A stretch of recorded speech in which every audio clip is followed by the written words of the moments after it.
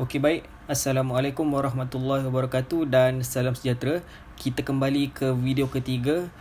Kali ini untuk tutorial Microsoft Excel pada tahap asas, dan hari ini saya akan menunjukkan kepada anda semua cara untuk kita melakukan graf, untuk kita melakukan chart, untuk kita tengok trend data tersebut secara infografik. Okey, sekarang kita dah berada dalam data kita sebelum ni. Okey, untuk membuat graf tersebut, kita perlukan info apa yang kita perlu ada kat dalam graf tersebut. Sebenarnya untuk membuat chart atau graf ni mudah, sebab dalam Excel ni ada sediakan beberapa suggestion, beberapa cadangan untuk kita pilih saja. Tapi sebelum tu kita kena tahulah apa sebenarnya fungsi kita membuat carta atau graf dalam Microsoft Excel ni. Sebenarnya untuk kita melihat secara infografik sama ada trend turun naik data tersebut ataupun perincian data tersebut secara infografik. Kita tak perlu tengok table dulu, kita tengok saja carta atau graf tu. Kalau sebab ada setengah daripada kita lebih suka melihat atau lebih cenderung melihat infografik dahulu berbanding melihat data. Okey, jadi kita teruskan. Jadi sekarang ni saya nak buat untuk amount terjual dalam jenis barang ni untuk tahun 2022. Kita nak tengok barang mana yang banyak, barang mana yang sikit. Walaupun kita tengok kat sini ada dah senarai dah, cuma kita nak tengok secara infografik.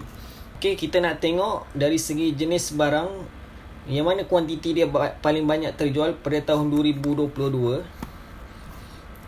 dalam bentuk infografik, iaitu bentuk carta. Kita dah tahu dah sebenarnya yang paling banyak dengan paling sikit terjual yang mana satu, tapi kita nak tengok dalam bentuk carta. Saya nak tunjuk kepada anda, jadi lepas ni mudah untuk anda membuat carta pada masa akan datang.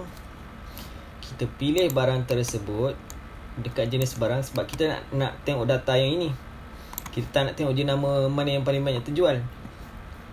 Okay, lepas tu kita pilih amount yang paling banyak terjual, quantity lah. Okay, kita pergi ke insert dekat atas ni. Kita pergi dulu ke recommended charts. Untuk anda yang baru tahu untuk membuat, baru explore untuk membuat carta atau graf, dekat sini Excel ada sediakan recommended charts untuk anda pilih dekat sini. Sama ada kita nak dari bentuk pie chart atau bar chart yang ada graf dan lain-lain, dia ada sediakan. Kita cuma pilih saja kalau kita confused, tak tahu data tu kita nak keluarkan dalam bentuk pie chart ke, bar chart ke, Gantt chart ke, atau graf. Okey, tapi sekarang ni dia dah keluarkan untuk kita. Kita ambil yang inilah, bar chart ini. Okey, sekarang ni ada dekat depan anda carta tersebut, di mana kita dapat lihat dekat sini pen yang paling banyak terjual. Dan betul, sebab kita mengambil data yang berada di dalam table. Okey, dan dekat atas ni ada pelbagai design untuk anda pilih mengikut kesukaan anda. Okey, cuma kali ni saya pilih lah.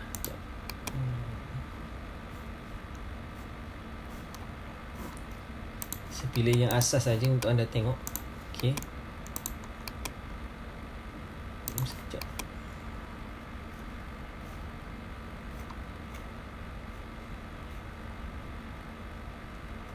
Kita pilih ini lah.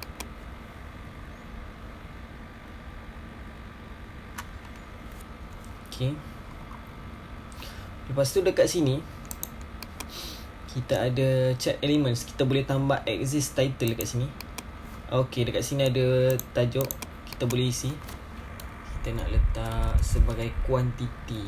Bukan kuantiti, maaf. Kita letak unit, sebab barang tersebut dijual dalam bentuk unit. Okey, sekarang kita dah nampak dah pen yang paling banyak terjual. Betul, ikut data. Kita tukar tajuk. Kita boleh tukar tajuk dekat sini sebagai amount terjual atau kuantiti lah, barang terjual 2022. Okey, Sekarang kita dah siap satu graf untuk kita lihat amount atau kuantiti barang terjual tahun 2022. Jadi dari sini kita boleh nampak first kali pen paling banyak terjual, lepas tu liquid paper, lepas tu diikuti dengan pembaris, pemadam. Itulah kegunaannya. Jadi kita boleh lihat secara infografik. Okay, seterusnya kita nak buat carta untuk jumlah jualan pada tahun 2022. Kita nak tengok dari segi trend, nak tengok dari yang mana banyak atau yang mana sikit, dan data tersebut dalam bentuk infografik. Kita perlu buat apa? Macam biasa, kita pilih jenis barang sebab kita nak tahu barang mana yang terjual. Untuk jumlah jualan tersebut, kita pilih jumlah jualan. Okay, kita pergi ke insert semula. Kita tekan recommended charts. Kalau kita masih tak tahu nak pilih apa, sebab sebenarnya ada dekat sini banyak. Kita nak 2D, 3D. Kita ada banyak jenis-jenis chart yang lain. Kita juga ada pie chart untuk kita tengok. Tapi pie chart untuk data seperti ini tak sesuai sebab terlalu banyak.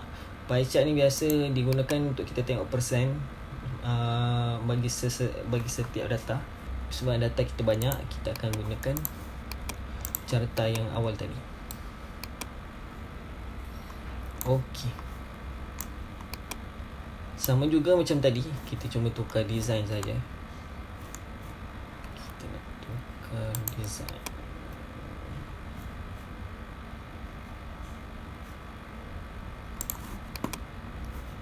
Okey. Kita tukar jualan tahun 2022. Okey, kalau kita tengok jualan tahun 2022, jap, kita tambah dulu exist untuk kita tahu RM dekat sini.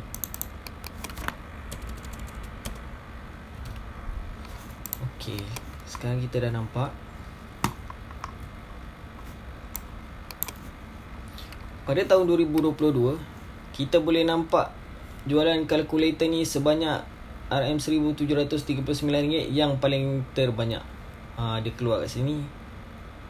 Diikuti dengan jualan liquid paper, double tape, pen dan yang lain-lain. Mudah kan?